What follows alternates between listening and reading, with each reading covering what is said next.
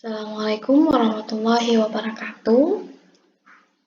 Pada pertemuan kali ini kita akan membahas tentang indeks di pasar modal. Jadi, apa itu indeks dan bagaimana manfaatnya? Maka kita harus mengetahui dulu apa sih indeks itu sendiri. Jadi, indeks di sini adalah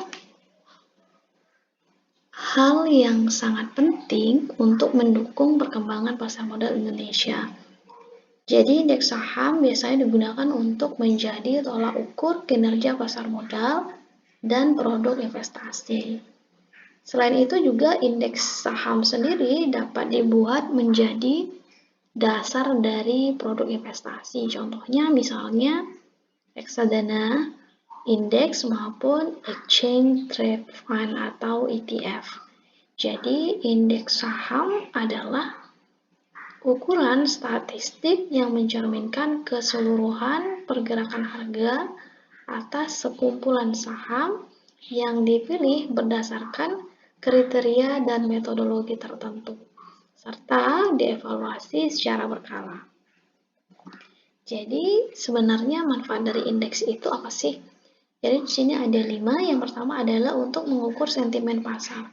Jadi, dengan adanya indeks ini kita bisa mengetahui bagaimana sih sentimen dari pasar terhadap sebuah perusahaan seperti itu. Contohnya misalnya, kalau indeksnya lagi naik, maka pasar tadi itu sentimennya bagus. Tapi kalau misalnya indeksnya lagi turun, maka sentimen pasar itu lagi tidak bagus. Kemudian yang kedua adalah indeks tadi itu bisa dijadikan dari produk investasi pasif. Contohnya reksadana indeks dan ETF indeks serta produk turunannya. Yang ketiga adalah sebagai benchmark bagi portofolio aktif. Jadi, dengan adanya indeks tadi itu salah satu tolak ukur bagaimana portofolio aktif kita, apakah bagus ataukah sebaliknya. Yang keempat di sini adalah sebagai proksi dalam mengukur dan membuat model pengembalian investasi ataupun return, kemudian risiko sistematis dan kinerja yang disesuaikan dengan risiko. Jadi dengan adanya indeks ini bagaimana sih sebenarnya sebuah perusahaan itu atau kita sebagai manajer investasi itu untuk pengembalian modalnya misalnya. Atau di sini juga bisa melihat tolak ukur bagaimana si indeks tadi itu merupakan tolak ukur dari kinerja sebuah perusahaan atau indeks tadi itu sesuai dengan risikonya juga. Kemudian yang kelima adalah proksi untuk kelas aset pada alokasi aset. Jadi bagaimana proksinya, persenannya itu dari kelas aset kita. Berapa yang akan kita alokasikan untuk aset tersebut, seperti itu. Kemudian ada beberapa klasifikasi dari indeks yang ada di Bursa Efek Indonesia. Yang pertama adalah indeks headline. Apa itu indeks headline? Adalah klasifikasi yang dijadikan acuan utama untuk menggambarkan kinerja di pasar modal. Jadi di sini ada 4 subklasifikasinya. Yang pertama ada composite, merupakan subklasifikasi yang berisikan indeks harga saham gabungan, yang mana dapat digunakan untuk mengukur kinerja saham pasar modal Indonesia. Kemudian yang kedua ada papan atau board, yaitu subklasifikasi indeks yang merupakan indeks berdasarkan papan pencatatan yang ada di bursa. Contohnya ada papan utama dan papan pengembang. Kemudian yang ketiga di sini ada liquidity. Liquidity itu apa? Yaitu pengkelompokan indeks berdasarkan likuiditas transaksi yang tinggi dan kapitalisasi pasar yang besar serta didukung oleh fundamental perusahaan yang baik. Jadi kalau yang liquidity ini ya sesuai dia dengan kriteria yang tadi. Jadi contohnya misal ada LQ45. Jadi ada 45 perusahaan yang memang likuiditasnya bagus dan kapitalisasinya besar, kemudian transaksinya tinggi, kemudian fundamental perusahaannya juga bagus. Contohnya. Kemudian yang keempat ada liquidity co-branding, yaitu merupakan subklasifikasi indeks liquidity yang bekerja sama dengan pihak lain. Jadi ada pihak lain yang bekerja sama di dalam liquidity co-branding ini. Kemudian yang kedua ada indeks sektor. Indeks sektor di sini adalah indeks yang menghitung kinerja pergerakan harga saham-saham di suatu kelompok sektor industri. Jadi ada klasifikasinya di sini ada dua.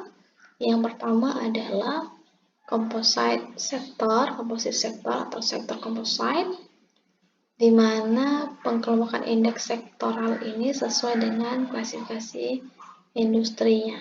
Contohnya misalnya industri konsumsi, kemudian health, kemudian cyclical, non-cyclical, dan lain sebagainya. Kemudian yang kedua ada investable sector.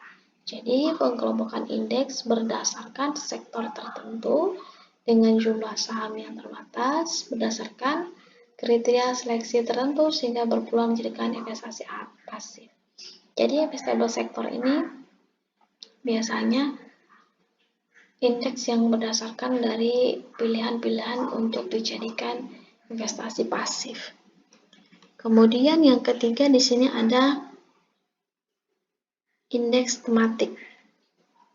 Di sini ada indeks tematik. Apa itu indeks tematik? Indeks tematik ini adalah indeks yang menghitung kinerja pergerakan harga saham-saham dengan tema tertentu. Contohnya keagamaan, ESG, dan lain sebagainya. Jadi contoh secara realnya misalnya ada indeks syariah gitu. Jadi ada GI, ada ISI seperti itu. Jadi itu merupakan indeks tematik, indeks yang sesuai tema, yaitu tema keagamaan. Kemudian yang keempat ada indeks faktor, yaitu indeks yang menghitung kinerja pergerakan saham-saham dengan mempertimbangkan faktor-faktor yang mendukung keputusan investasi. Contohnya misalnya ada ukurannya, valuasi, momentum, volatilitas, fundamental, dan dividen. Jadi ada subklasifikasinya itu ya growth atau value, dividen, quality, bagaimana perusahaan tadi itu memberikan dividen yang tinggi, apa-apa saja perusahaannya, seperti itu. Jadi dari indeks faktor ini merupakan salah satu indeks untuk investor dalam memutuskan membeli saham, seperti itu. Jadi kita bisa lihat di sini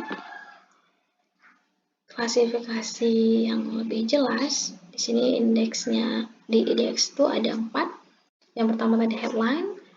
Dalam headline tadi itu ada 4 subklasifikasi, yaitu composite, board, liquidity, dan liquidity co-branding. Kalau composite contohnya IHSG, indeks harga saham gabungan.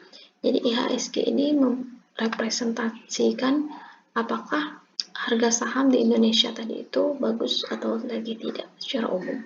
Kemudian ada yang board, di sini ada main board dan ada development board.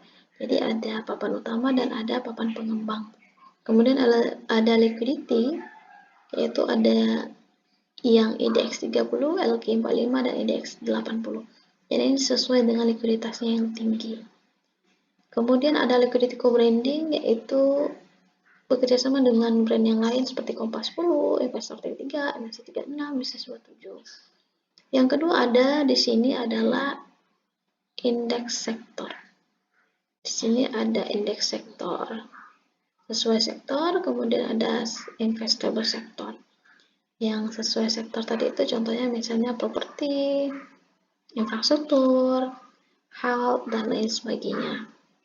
Kemudian yang investable sektor ada yang infrastruktur, ada yang bank, seperti itu. Jadi tergantung dari kita ingin melihat sektor apa. Kemudian yang ketiga ada tematik, di sini sesuai dengan tema indeksnya, ada ISG, ada syariah, dan ada others.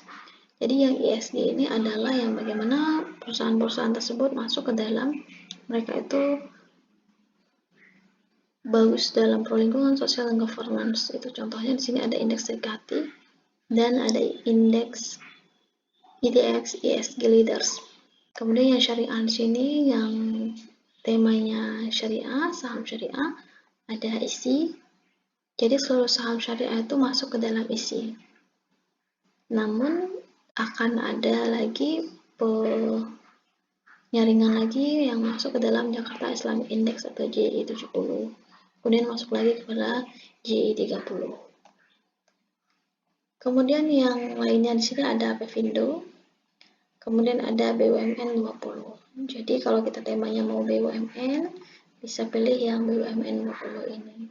Kemudian ada yang faktor. Faktor ini ada yang size, yang berupa ukurannya, kemudian ada yang growth dan value. Growth dan value ini ada yang value-nya 30, yang growth 30. Tinggal kita mau memilih yang mana. Dan yang ketiga ada dividen. Jadi di sini ada indeks yang IDX High Dividend 20. Jadi perusahaan-perusahaan ada 20 perusahaan yang memang memberikan dividen paling tinggi. Kalau kita yang memang dalam memutuskan membeli saham itu inginnya perusahaan yang memberikan dividen yang tinggi, bisa melihat acuannya adalah indeks dividen ini. IDX High Dividend 20. Kemudian yang terakhir di sini ada quality. Quality di sini bagaimana faktor kualitinya, kualitasnya ada IDX quality 30.